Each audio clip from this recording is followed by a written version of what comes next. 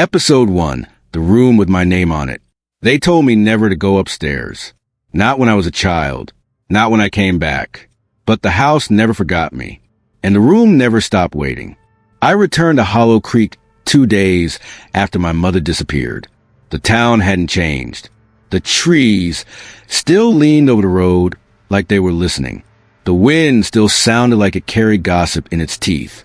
And the house, my childhood home, still had that smell, dust, rose water, and something faintly metallic, like old blood that's been scrubbed too many times but never quite leaves. My aunt were waiting for me on the porch. Aunt Margaret, holding her rosary like a weapon. Aunt Joe, eyes rimmed red, but not from grief, from exhaustion. They hugged me without saying my name. And that's when I knew she wasn't coming back. Not really. That night, I walked the halls like I used to, soft-footed, careful, the way you walk in a place where memories bite. Her bedroom was untouched, her scent still lingering on the pillow, drawers perfectly arranged. No signs of a struggle, no note, only one thing out of place. A single key, wrapped in gauze, left on my old childhood dresser. The tag was yellowed, handwritten in faded ink. Do not use unless she hears it too. I didn't sleep that night. The house groaned around me, not from age, from memory. At exactly 3:33 a.m., I heard it, a soft knock, 3 taps, but not from the front door, from above, from the attic. They told me the attic was sealed, that it had been ever since I was born, that it was just storage, filled with dust and bats and forgotten furniture. But that night I saw it. The outline of a door behind the insulation, and carved into it, with something sharp and deliberate, was my name. Elena. The letters were old, deep, like they'd been etched before I could speak, before I could remember. The key fit perfectly. The lock turned with a sigh, like something inside had been waiting for me to come back. The hinges didn't creak. They moaned. The smell hit me first, sweet, rotting milk, like a nursery never cleaned, like grief bottled in the air. I stepped inside and found a room built for a baby. Crib, mobile, blankets folded neatly on a chair. But everything was wrong. The crib was too clean, too preserved, like no one had ever used it. And yet something had, and in the center of the room, a mirror, but not just any mirror. It was round, gilded, old enough to belong to another century. And it didn't reflect what I saw. It reflected what I forgot. Behind my shoulder, in the glass, I saw her, my mother, younger, weeping, holding a journal in one hand and a knife in the other. She looked straight at the reflection, straight at me, and whispered. I didn't mean to name her. I only meant to keep her. I turned. The room was empty. No one behind me. No knife. No journal. But when I looked back in the mirror, the crib was full.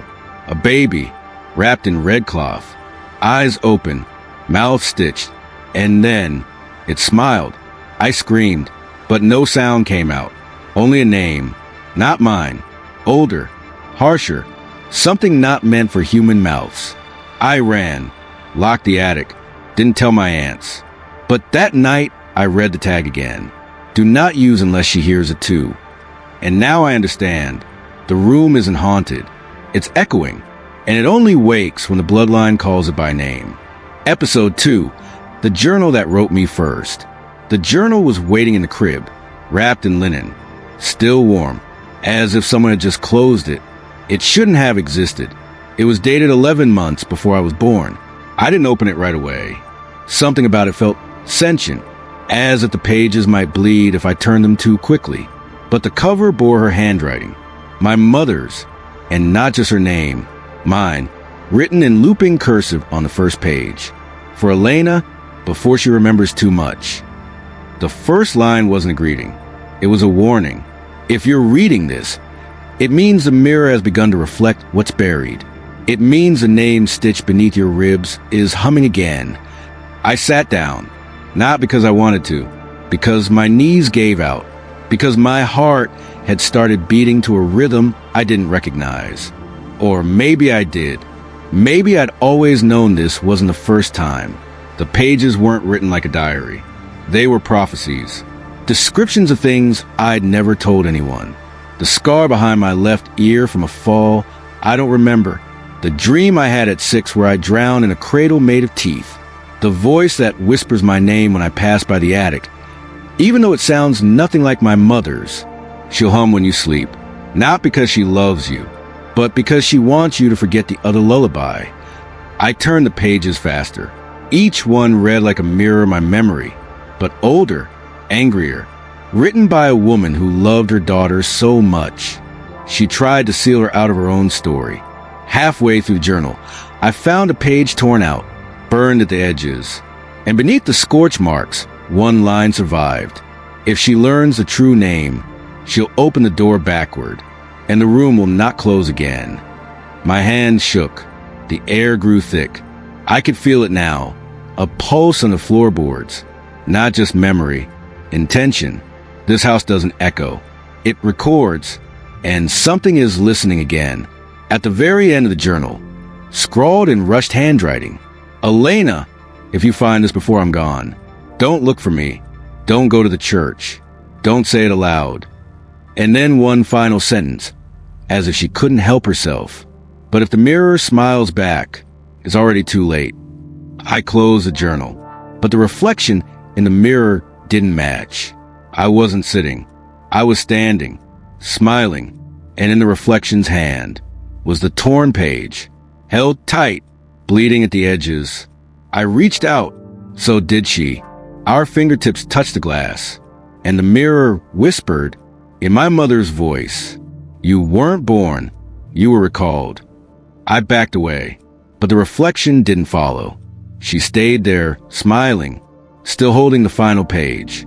And behind her, the crib began to rock, empty, but moving, rocking to the same rhythm as my breath, the same rhythm as the journal, the same rhythm as something buried in this house.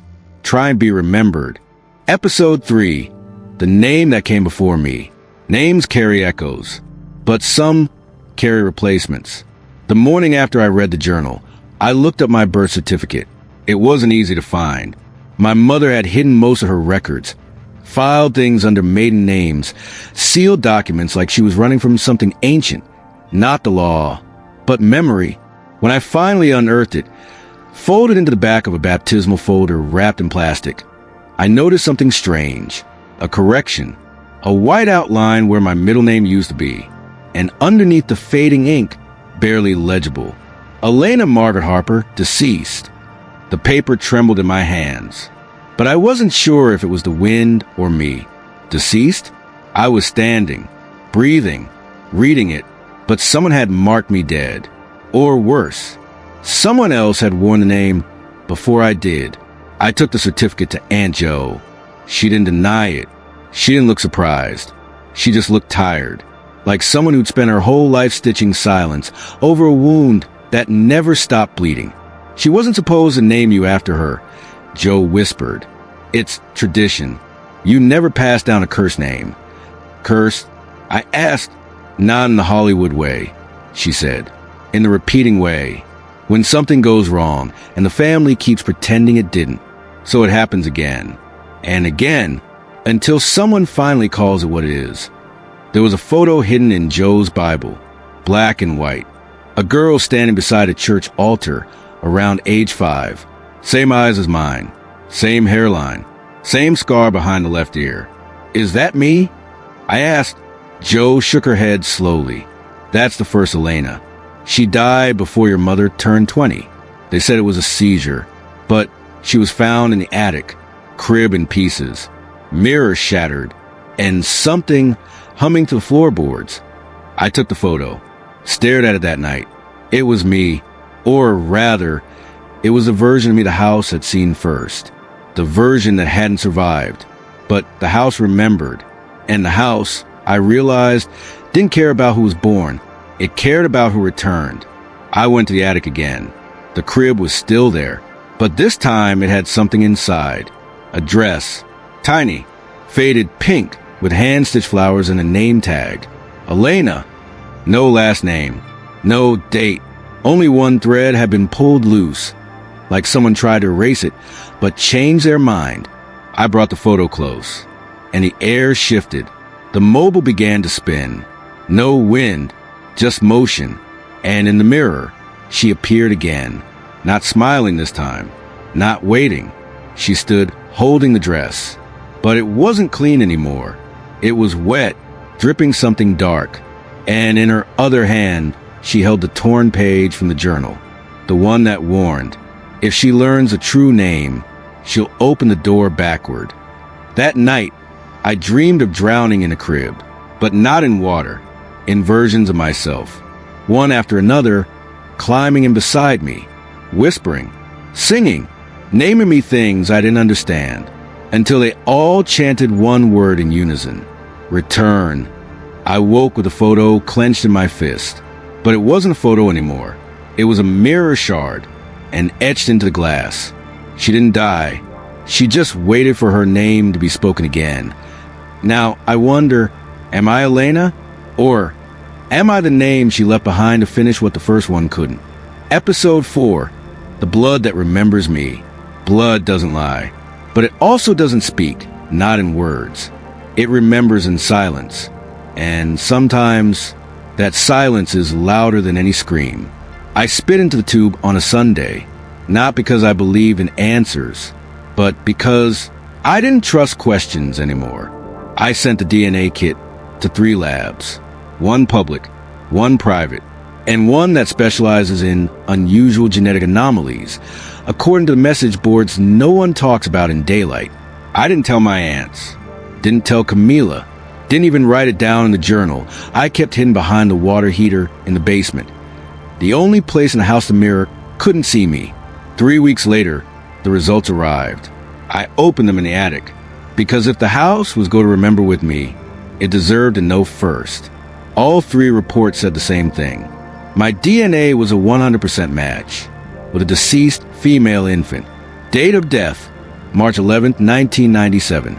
Name, Elena Margaret Harper. Age, 3 months. Cause of death, sudden infant death syndrome. Location, Hollow Creek General. Buried, unmarked grave. Plot 42A. I stared at the report, then stared at my hands. The same hands that had been trembling in dreams for weeks. The same hands that had pulled open the door with my name carved in it. But now, I wasn't sure the name was mine to begin with, because how could I match exactly to someone who'd been buried before my first birthday? The house creaked, not in protest, in recognition, like it had been waiting for me to catch up. And as I stood there, the mirror fog, without breath, without heat, 3 letters appeared in the glass, drawn in condensation that should not have existed. We. Not you, not I. We. I drove to the cemetery. Plot 42, it was at the far edge. No headstone, just a patch of grass that never seemed to grow evenly. I brought flowers. White, unlabeled. I didn't say a word, but the wind did.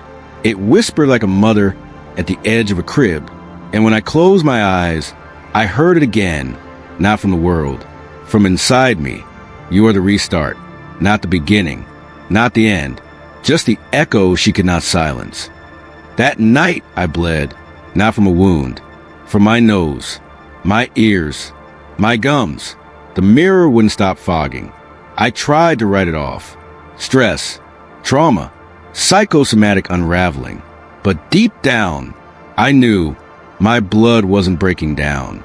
It was remembering what it was before someone gave a second chance, before they wrote over me, before they called me Elena. Twice. I called the lab the next morning. The technician sounded shaken. "I'm sorry, miss," he said, "but we ran your sample 3 times. And there's something you should know." He paused. Breath caught on a thought he hadn't finished forming. This isn't just a match. This is an identical genetic echo, but not of a living twin, of a body that was never allowed to finish dying. I dropped the phone. In the hallway mirror, the other me stood perfectly still, dressed in white. No expression, no wound. She placed her hand on the glass. And this time, I didn't resist. I placed mine against hers. and our hearts beat in sync. I'm not sure who I am anymore, but I know who I was. And she remembers everything. I was never supposed to know. Episode 5, The Voice I Didn't Inherit. I used to think silence was absence. Now I know it's where the loudest truths go to hide. Her name was Clara. The town called her the midwife who never spoke. Not because she refused to, because she couldn't. Clara had been deaf since birth. She lived on the edge of Hollow Creek in a house surrounded by wild rosemary, and faded children's shoes nailed her fence like quiet wards. My mother visited her once a week, every Sunday. I remember because she always came home shaking, not in fear, but like she left something of herself behind. I went to Clara after the cemetery. I didn't expect answers, but I couldn't carry the question alone anymore. Was I ever meant to speak? She greeted me with a look I'll never forget. A look that didn't ask who I was, because she already knew. She didn't use sign language. She just placed her fingers to her lips, and then to mine, and then pointed to the mirror in her hallway, framed in red lace, covered in dust, but not cracked. Not yet. She led me into the kitchen, opened an old metal box, and pulled out a tape recorder. Push play. The static roared first, then a voice. My voice. Or something like it. Young, choppy, dissonant, like a child trying to speak underwater. And mother, don't. I can't hold her anymore. I froze. I was 6 months old. I whispered. Clara nodded, then slid across the table. A photo. It was me, or her, or both. A baby wrapped in cloth, mouth stitched shut with thread that wasn't surgical. Black thread. Ritual thread, and beside the crib, my mother and Clara holding hands. She flipped the photo over, written in my mother's handwriting. The voice doesn't belong to her. I've contained it in silence. Clara hears what I cannot. Clara will keep what I cannot face. I was crying now, but not from sadness, from the sound that was building inside me. It wasn't a scream, not even a sob. It was a hymn. A low, ancient note that vibrated behind my ribs. And Clara heard it, not with ears, but with memory. She turned toward me, tears in her eyes, and mouthed one word, return. She led me to the back of the house, to a door I hadn't noticed. It looked like a closet, but when she opened it, a room of mirrors, all of them fogged, all of them humming, and in the center, a cradle, empty, but not silent. The room breathed, the walls trembled, and the mirrors began to reflect not just me, but every version of me that had never been allowed to speak. I fell to my knees, pressed my hands to the cradle, and inside my head, I heard a voice that wasn't mine, but that had waited decades to use my mouth. She stole my cry, but I kept the sound. And now, it's time to speak. Clara placed her hand on my shoulder, and for the first time since I was born, I screamed, not out of pain, but out of inheritance. And every mirror in the room shattered, but no glass cut me, because the voice had finally found its home. Episode 6, The Sound That Followed Me Home. They say once a voice is freed, it echoes for a while, then fades. But this one didn't fade. It followed me home. At first, it was gentle, like wind through a cracked window, like breath on the back of your neck when you sleep too close to memory. It didn't speak in sentences. Not yet. It lingered in frequencies, low hums in the pipes, static behind every phone call, a warble in the old radio in the kitchen that hadn't worked since I was 10. But the sound was familiar in a way that felt like grief before it had a name. I tried to pretend it wasn't there, tried to act like I hadn't screamed the air out of Clara's house, like I hadn't shattered a room full of mirrors with a voice I didn't remember owning. But pretending only makes hauntings bolder. By the third night, the voice wasn't hiding anymore. It began speaking. And worse, it began speaking in first person. It started in the hallway mirror. I was brushing my hair. Nothing unusual. Until the mirror whispered, "You should braid it." Mother always liked it that way. When I was small, I dropped the brush, backed away, The reflection stared straight ahead. Didn't blink, didn't move. But the voice came again. Don't look at me like I'm a stranger. You're wearing my breath. I stopped sleeping in that room. Started keeping the mirrors covered. Even the ones on my phone. My car. My tea kettle. But the voice didn't need reflections anymore. By the fourth night, it found the walls. I'd be walking down the stairs, and the plaster would groan with laughter. I'd take a shower, and the tiles would hum the lullaby my mother used to hum. Only this time, backward, I recorded it once, just to prove I wasn't unraveling. At 3:33 a.m., I set my phone on the nightstand, hit record, closed my eyes, pretended I couldn't hear it. But when I played it back the next morning, no hum, no whisper, only this. She knows what I am, but she still sleeps in my name. I smashed the phone. Didn't matter. The voice was no longer borrowed. It was residing inside the pipes, the outlets, the blood. I called Clara. She didn't answer. She wouldn't. Not after what I'd brought home. But on her voicemail, there was a sound. Soft, distant, a child's giggle. And then a whisper. We used to share a heart. Now we share a mouth. The attic door opened by itself that evening. Inside the crib, still empty, but beside it, a second cradle. Smaller, older, covered in black cloth. I pulled it back. Nothing inside, but the mirror hanging above it reflected two versions of me. One standing, one cradling something that shimmered in shadow. And then the voice said it clearly, without static, without whisper, just truth. You didn't free me. You became me, and I'm not finished being remembered. I left the attic, but the sound didn't leave me. I hear it when I blink, when I breathe. When I'm quiet too long, it starts singing again, in a language I haven't learned. But my bones already know. I'm not alone in here anymore. I never was. But now, she speaks louder than I do. And tomorrow, I'll let her speak. Because maybe, just maybe, if she says what she's been waiting decades to say, she'll stop using my voice to do it. Episode 7. The word she buried in my mouth. Some stories aren't passed down. They're implanted, rooted in silence. And when they're finally spoken, they bleed. I gave her a pen. Not metaphorically.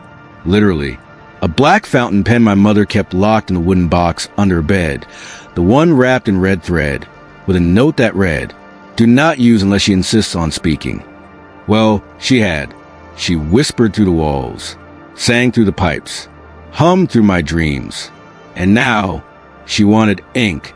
I sat at the old kitchen table, the one with burn marks and crucifix-shaped scratches, laid out a fresh notebook, pale pages. Innocent, I placed the pen in my hand. But I didn't guide it. She did. The first word wasn't English, not Latin either. It curled like smoke, sharp, angular, like a letter trying to escape the paper. My hand trembled. I couldn't stop it. And when the second word came, I felt something wet pull at my wrist. Blood, thin, bright, alive, not from a wound, from the ink itself. The pen had no cartridge. It was drawing from me. By the third page, I was dizzy, but the words kept coming. She was never meant to be born. She was meant to be borrowed. A space to house a flame. A throat to sing the memory. A mouth to bury the silence. My blood soaked the lines. But I couldn't stop, because the words didn't hurt. They healed, not the body. The buried part of me that had never been allowed to speak. The fourth page tore itself, ripped straight down the center as the words grew too loud for the paper to hold. The lights flickered.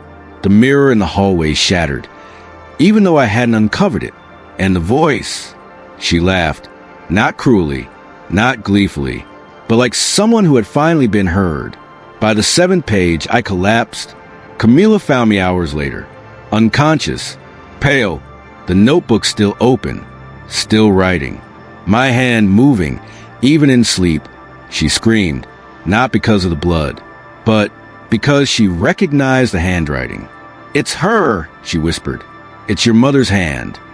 When I woke, my throat was raw, as if I'd been screaming for hours. But I hadn't made a sound. Only my blood had spoken. And beside the notebook was a message, not written, but carved into the wood of the table. Next, we write her ending. I burned the notebook that night, or tried to. It caught flame, but the words didn't vanish. They floated in the air, glowing red, alive, and they rearranged themselves, not into a confession, not into a curse, into a name, mine, but written backwards. The voice hasn't spoken since. She's quiet now, but not gone. I can feel her waiting, because next time, she won't write with my blood. She'll write with my breath. Episode 8. The breath that isn't mine. I woke up gasping, but the air wasn't mine. It was heavier, thicker, as though someone else had already breathed it in, and I was inhaling the leftovers of forgotten soul. At first, I thought it was sleep paralysis, the kind where your body forgets how to move, but your fear remembers everything. But then I sat up, fully awake, and realized I wasn't breathing in rhythm, not with myself, not with the world. There was another cadence beneath my lungs, slow, ancient, like a hymn written in the dark and set to the tempo of a dying god. I stood, barefoot, dizzy, walked to the bathroom and turned on the light. The mirror was covered, but I could see enough. There were letters on my skin, not tattoos, not cuts, raised, glowing, breathing. They pulsed in time with a foreign rhythm inside my chest. I peeled off my shirt. The markings continued down my ribs, my stomach, the inside of my arms. Some symbols curved like language. Others looked like wounds shaped into intention. And then they moved, shifted, like a sentence rearranging itself, like a warning learning how to scream. I stumbled back, turned on the faucet, splashed water on my face. But when I looked up, she was behind me, the other, the girl in the mirror. Only now, she wasn't mimicking me. She was breathing for me. Her chest rose. Mine followed. Her exhale fogged the glass. Mine echoed. She whispered, "You took my name. Now I take your breath." I collapsed, hit the floor hard, vision blurred. But through the haze, I saw the words begin to fade from my skin, only to reappear on the ceiling above me, burned into the plaster, one word at a time. When the vessel exhales, the echo becomes a voice, and the voice becomes a new name. I couldn't scream, not because I was afraid, because there was no room left in my lungs. She had filled it with air, with song, with memory. Camila came hours later, found me on the floor, but I wasn't unconscious. I was chanting, over and over, in a tongue older than language. She touched my face, crying. "Elena," she whispered. "Stop.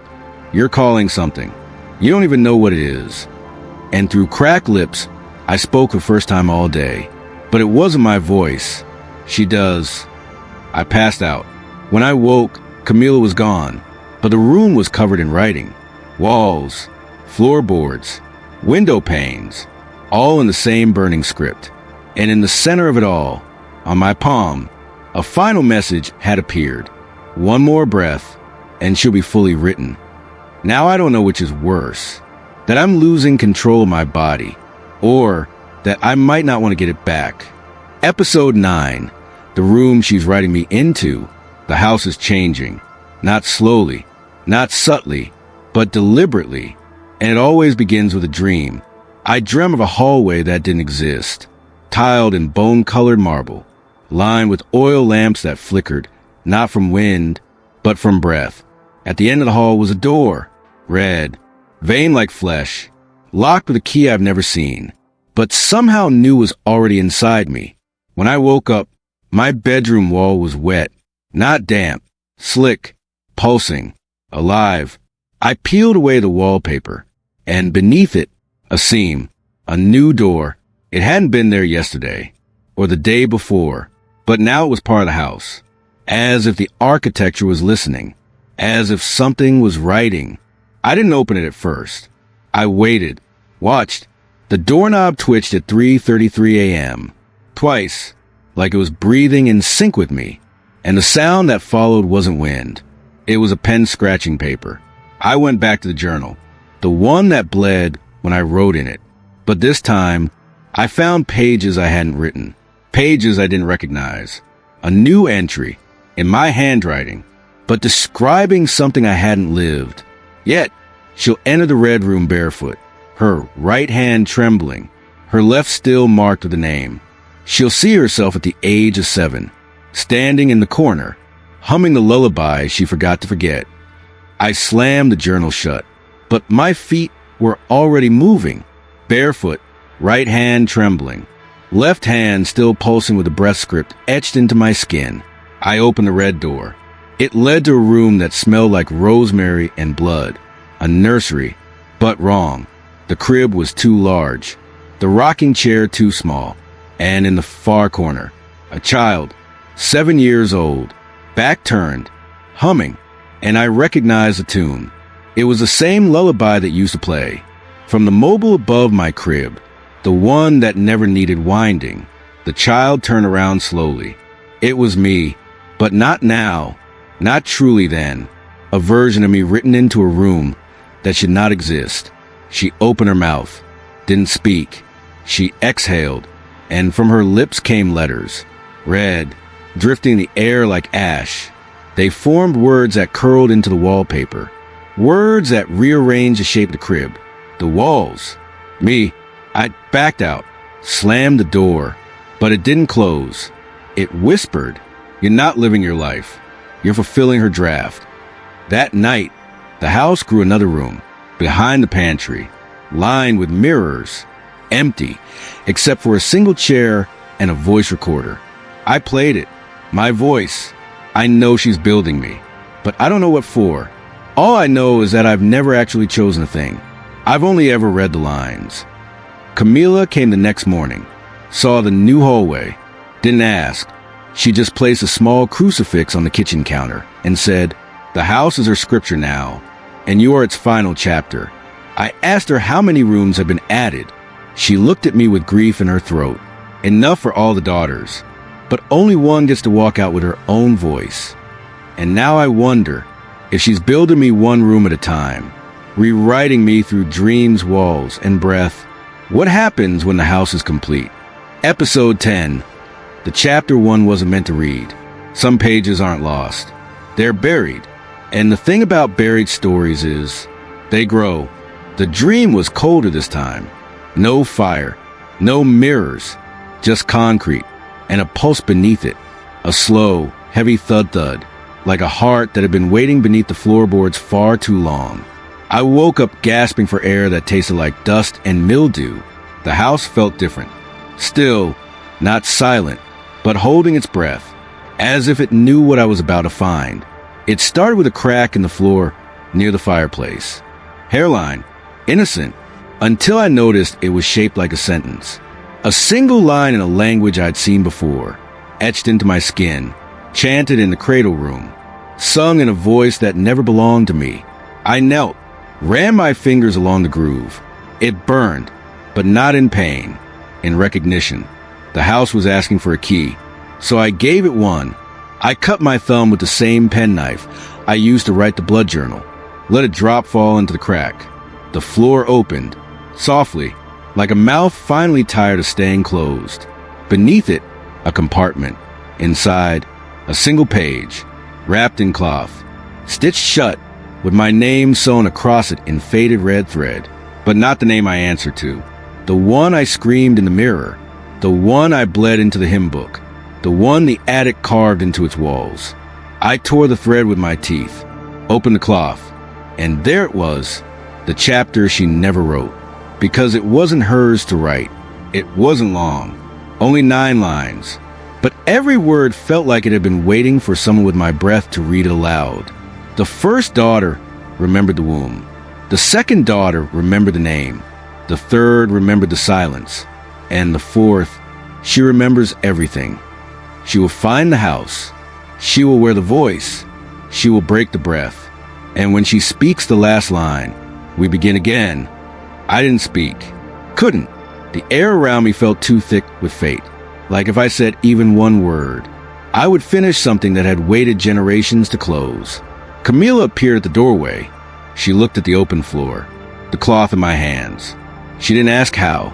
She only said, "You weren't supposed to read that." "Then who was?" I asked.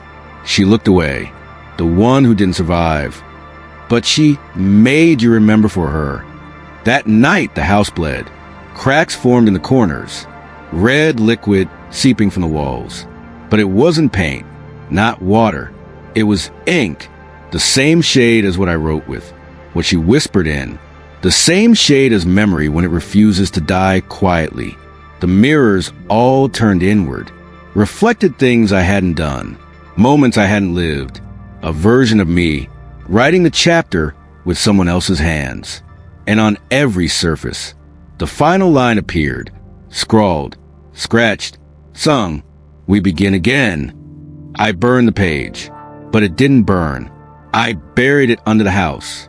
But the house is no longer a container. It's a replica of everything she once imagined me to be. And if she imagined me, how much of me is mine at all? I no longer sleep, not because I'm afraid, but because every time I close my eyes, a new line writes itself across the walls. And the voice inside me, the one I once called foreign, is starting to sound like home. Episode 11, the prayer that doesn't end. They told me prayer was a way out. But in this house, prayer is what keeps you in. I found the tape recorder under her bed, wrapped in linen, tied with a braid of my baby hair. I didn't remember losing it, but she remembered keeping it. The tape was labeled only with one word, continuer, to continue, not start, not end, just repeat. I pressed play. The voice was hers, young, unsure, as though she didn't believe in the words, but feared what might happen if she ever stopped saying them. May the silence never rot. May the breath never sleep. May the voice find home in blood, even if it forgets its name. She says it once, then again, 6 hours of tape. The same words, over and over. Sometimes she pauses to weep, sometimes to vomit. Sometimes she laughs, and the laugh isn't hers. It's mine, or something wearing my breath. The next day, I dream of her, not my mother, her, the voice. She stood at the edge of the altar where my crib once was. The prayer spun around her like ash caught in a storm. She wasn't speaking it. She was feeding on it. With every repetition, her form grew clearer. More skin, more shape, more memory. I screamed in the dream, but the sound didn't leave my mouth. It left hers. When I woke, the tape was still playing. Only now it had changed. She wasn't just praying. She was giving instructions. If she tries to stop it, cover her mouth in my name. If she remembers the last line, unbind the mirror and show her the reflection with no breath. If she bleeds, collect it. My nose started bleeding again, not from fear, from recognition. The words were no longer a recording. They were a command, and my body was obeying. Camila arrived unannounced. She saw the blood, heard the tape. She didn't panic. She didn't pray. She walked to the recorder, pressed pause, and whispered. She bound your voice to keep hers moving. She didn't pray to protect you. She prayed to keep the echo alive. She showed me an old photo, a ritual, a woman with her mouth sewn shut, and another behind her, whispering into the threads. "This is your great-grandmother," Camila said. "And that," she pointed, "is your mother." She was 5, already taught the words. The prayer never ended. It just moved hosts. It fed off of breath, off of attention, off of fear. And I was the latest altar. I smashed the recorder. But when I breathed, the prayer came from my chest. When I blinked, it spelled itself on the backs of my eyelids. When I screamed, the voice that answered wasn't mine. And now I know she doesn't want my life. She wants my mouth. Because prayers don't need believers. They only need repeaters. Episode 12, the mouth I never opened. I didn't wake up screaming. I didn't wake up crying. I didn't wake up at all. She did. The first thing I noticed was the silence. Not around me. Within me. My mouth opened, but no sound came out. Not even breath. I pressed my fingers to my lips, felt the skin move, but there was no voice behind it. No echo in my throat. Only absence. I rushed to the mirror, not because I hoped to see something, but because I feared I wouldn't. And there I was, Elena, but not breathing like Elena. My chest rose and fell, out of sync with my own panic. And in the reflection, my mouth was still, not closed, not sewn, still, as if I'd never opened a day in my life, as if it had always belonged to someone else. I searched for the journal, flipped back to a page that had always been blank. Now it held a single sentence. You borrowed her breath. Now she comes to collect. Camila came running after the third hour. I couldn't call her, but she knew. She always did. She pressed her hands to my cheeks, looked into my eyes, and whispered. She's taken the voice. The one that passed through blood. The one that's older than your birth. You gave her permission, Elena. You opened the mirror. You answered her in your dreams.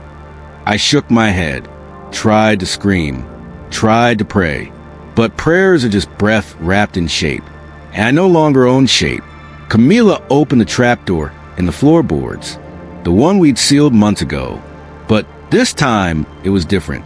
There was sound inside it, not words, mouthing, the hollow, wet noise of lips trying to form syllables that don't exist anymore. And when I looked down, I saw her, the original, the first voice, the one that died too soon, the one they thought they had buried beneath cotton and stone. Her mouth was still open, but not moving, just open, agape, like a scream that outlived the lungs, like a name still crawling through the ether. And from that mouth, a thread of red mist reached upward, into my chest, into my ribs, into the place where my breath used to live. Camila lit a candle, held it near my lips. The flame didn't flicker, not even once, because I wasn't exhaling, because someone else was inhaling me. She looked at me, eyes wet, hands trembling. There's only one way to sever a voice this old, she said. You have to choose silence, not as loss, but as defiance. You have to close the mouth, the one she never could. I stood over the trapdoor, looked down at her. She didn't blink, didn't plead, because ghosts don't beg. They remember, and her mouth, still frozen open, was starting to look more like mine. I knelt, pressed my palm to my throat, felt the hollow space where vibration used to live. Then I closed my eyes and closed my lips, not from fear, from choice. And the moment I did, her mouth, far below, finally closed, and the silence that followed wasn't empty. It was sacred. I still can't speak, but the mirrors have stopped moving. The house no longer hums. The journal has gone blank, and the prayer, the one she spent years whispering, has nowhere left to echo. But sometimes when I sleep, I feel the shape of it return. A breath not taken, a word not spoken, a name not yet called. And I wonder, if I gave up the voice, what will she ask for next? Episode 13, the name that waited in the walls. She may have gone quiet, but the house hasn't. It started with tapping, faint, rhythmic, not rats, not plumbing, not wind, but syllables, knocks like a coded breath. Each one spaced just far enough apart to feel intentional, like someone was spelling. I pressed my ear to the wall, and I heard it, not sound, shape, the shape of a name being built inside the drywall, letter by letter, scratch by scratch, each one pulling from what I had buried. My reflection no longer follows me. It waits, hangs behind corners, stays in still water, watches me like a midwife with nothing left to deliver but a name. Camila returned with salt and sage and eyes red from dreaming. She didn't speak, just looked at the walls, then back at me. It's coming through, she whispered. She's not trying to possess you anymore. She's trying to make something new. That night, I dreamt of the hallway again, but it had grown longer, twisting, dripping with red wax. At the end, not a door, not a mirror, but a crib. And in that crib, a name written on parchment, pinned to silk. I reached for it, but every step forward pushed the crib farther away. And the parchment? It began to bleed. I woke up screaming, but not with my voice. It came from behind the wall, and when I pulled back the plaster, there was nothing except 4 letters carved into the wood beneath. E-L-I-S, not Elena, not exactly, but close enough to feel like a betrayal, or a correction. Camila stood frozen in the doorway. She wouldn't come in. She pointed to the markings. "That's not your name," she said. "That's the name of the one who never got written. The one your mother tried to erase. She's not trying to come back. Elena, she's trying to come through. And she's using you as a pen." The blood started again the next morning. From my fingernails, my nose, from the corners of my eyes. Each drop landed on paper I hadn't touched and formed letters. The same ones from the wall. The same ones from the dream. The name is writing itself. The crib appeared 3 nights later. In the attic, where mine used to be, empty, but not still. The mobile above it spun counterclockwise. The lullaby played backward. And in the crib, a sheet of parchment, blank, until I stepped closer. Then, the name burned into it without ink. Ellis. And beneath it, to be born. She only needs your silence. You've already given her your breath. I'm not sure who Ellis is. Not exactly.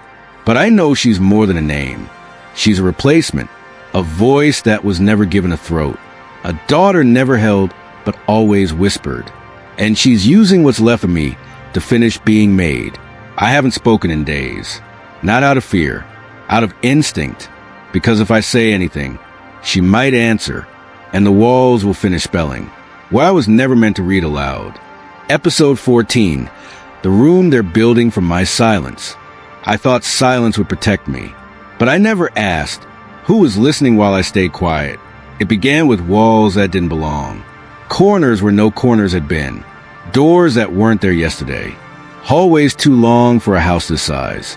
They came slowly at first. After I stopped speaking. After I sealed my throat with willpower and fear. Then came the rooms. The first was small. No windows. Just wallpaper covered in handprints. All the same size. Too small to be mine. Too human to be forgotten. In the center, a rocking chair. Moving, even though no one had sat in it for years. Even though I had never seen it before. The second appeared behind the linen closet. It had a crib. Not mine.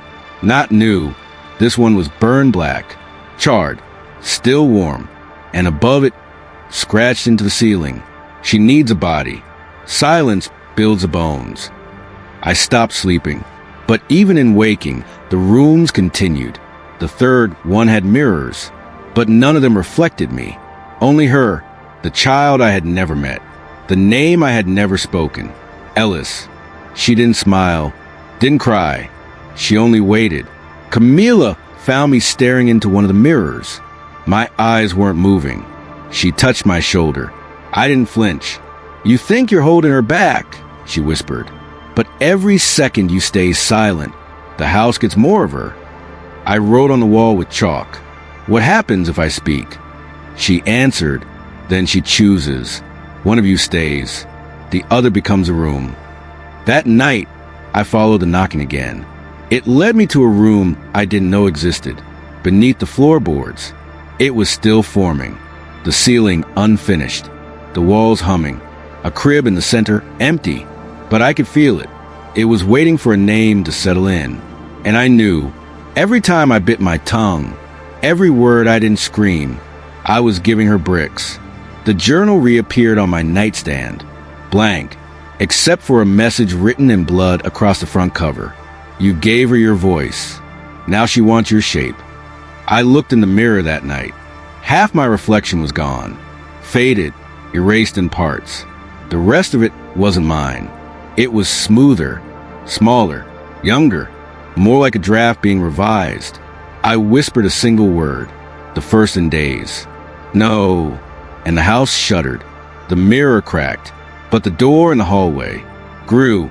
Camila found me curled in the nursery by dawn. She didn't cry. She just placed a rosary in my hand and whispered, "There's one room left, and it's the one she can't build without your breath." I asked, barely audible, "What room?" her eyes filled with grief, the one where you forget you were ever real. So now I sit here, still, silent again, because I know the truth now. I'm not saving myself by staying quiet. I'm just giving her better walls. And she's almost done building. Episode 15. The day the house said my name. Houses don't speak. They remember. And when they finally say your name, it means they've remembered all of you, even the parts you buried. The final door appeared just before dawn. No frame, no hinges, just a vertical crack in the living room wall, breathing in and out like a mouth learning its first word. I didn't need to open it. It was already waiting for me. Camila stood by the hallway, rosary in one hand, matches in the other. If you go in, she said, you might not come out. I looked back at her, smiled, not because I felt safe, but because for the first time, I knew what I was walking toward. Not an ending, a reclamation. I stepped into the room and found nothing. No crib, no mirrors, no whispers, only stillness. And in the center, a single chair, facing the wall. Someone sat in it. I knew her back before I saw her face, because it was my back. The way I sit when I'm afraid. The way I twist my fingers when I'm trying not to cry. I walked around the chair and looked at myself. Ellis, not a ghost, not a demon, not a memory. Just the version of me I never let speak. The breath I silenced. The voice I buried. The name I refused to finish. She opened her mouth, but didn't speak. Instead, the walls did. For the first time since I was born, the house spoke. Not in creaks, not in knocks, not in prayers, but in a voice that sounded like mine, and my mother's, and the child who was never named. Elena, just once, just my name, but it cracked something inside me, because it wasn't a warning. It wasn't a demand. It was a release. The girl in the chair smiled and vanished, not into dust, not into smoke, into me like a breath returning home, like a story choosing its final page. The walls trembled, the mirrors cleared, the crib in the attic collapsing on itself, as if the house had finally finished remembering. And for the first time, I felt whole, not healed, not redeemed, just whole. Camila lit the match, held it to the edge of the hallway. If you want to leave, she said, the house will let you now. If you stay, you finish what she started. I didn't speak. I didn't need to, because silence was no longer a prison. It was a choice. I walked outside, into the morning, and behind me, the house exhaled. Soft, slow, like a child finally asleep. The house never called me again, because it didn't have to. It remembered me, and I remembered her. The name never appeared on paper, never echoed through a chapel, never made it to any birth certificate. But I carry it now, in breath, in voice, in the parts of me that stayed quiet too long. Ellis, Elena, whichever name you give me. I remember all of us.